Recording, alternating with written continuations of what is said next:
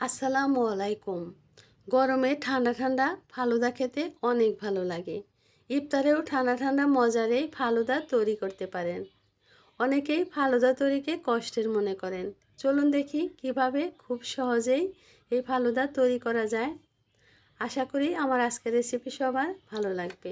সহজেই ফালুদা তৈরির জন্য আজ আমি রাঁধুনির ফালুদা মিক্সড প্যাকেট ব্যবহার করব। এখানে আমি ভ্যানিলা ফ্লেভারটা নিয়েছি। এর ভিতরে 3টি প্যাকেট আছে। 2টো প্যাকেট হচ্ছে জেলির প্যাকেট, 2টো 2 কালারের। এরপরে এই প্যাকেটে আছে কিছু সাবুদানা, তারপরে আছে নুডলস, আর এখানে আছে চিনি আর কিছু এক্সট্রা উপকরণ। এগুলোকে আমি একটা বাটিতে ঢেলে নিলাম। এবার আমি জেলি তৈরি করে নেব। একটা প্যানে আমি 250 গ্রামের মতো পানি নিলাম। 250 গ্রাম পানি নিতে হবে। জেলির প্যাকেটের সম্পূর্ণটা এখানে ঢেলে দিলাম। দিয়ে আমি 3 থেকে 4 মিনিটের মতো জাল করে নেব। এরপর একটা বাটিতে আমি ঢেলে নেব, ঢেলে ঠান্ডা করে নেব। একই প্রসেসে আমি আর একটা জেলিও তৈরি করে নেব। এখানেও আমি 250 গ্রাম পানি নিয়েছি। প্যাকেটে সম্পূর্ণটা এখানে ঢেলে দিচ্ছি। এটাকেও 3 থেকে 4 মিনিটের মতো আমি জাল করে নেব।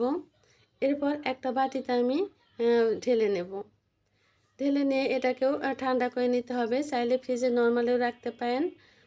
এবার এখানে আমি 1 লিটারের মতো লিকুইড দুধ নিয়েছি। দুধটা হালকা যখন কুসুম গরম হবে তখন এর মধ্যে আমি হাফ কাপ পাউডার মিল্ক দিয়ে দিচ্ছি।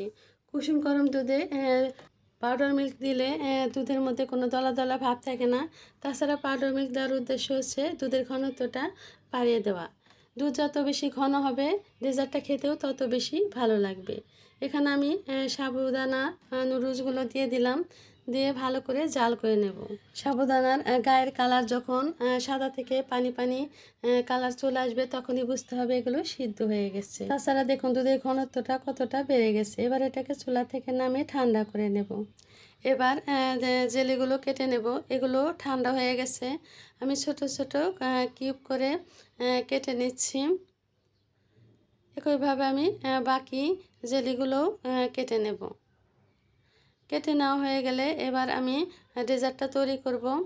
আমি এখানে 2টো গ্লাস নিয়েছি। আপনারা যে কোনো কিছুতে এই ডেজার্টটা তৈরি করতে পারেন। চাইলে সব কিছু একসাথে মিশিয়ে তৈরি করতে পারেন। এখানে প্রথমে আমি কিছু আপেলের টুকরো, এরপরে উপরে জেলিগুলো দিয়ে উপরে সাবুদানা দুধের মিশ্রণটা দিয়ে দিলাম। এরপরে আবারও আপেলের কিছু টুকরো দিয়ে উপরে আবারও জেলিগুলো দিয়ে দিচ্ছি। সাজানোটা হচ্ছে সম্পূর্ণ নিজের কাছে। এরপর দিয়ে দিলাম কিছু কিশমিশ, কাজু বাদাম, কাঠবাদাম কুচি, আবারও সাবুদানা মিশ্রণটা দিয়ে উপরে কলার স্লাইসগুলো দিয়ে দিচ্ছি। দিয়ে আবারও সাবুদানা দিয়ে সুন্দর করে আমি সাজিয়ে নেব। আপনারা চাইলে এখানে যে কোনো ফল ব্যবহার করতে পারেন। তৈরি হয়ে গেল আমার আজকের ভীষণ মজা ঠান্ডা ঠান্ডা ফালুদা। সবাই ভালো থাকবেন। আল্লাহ হাফেজ।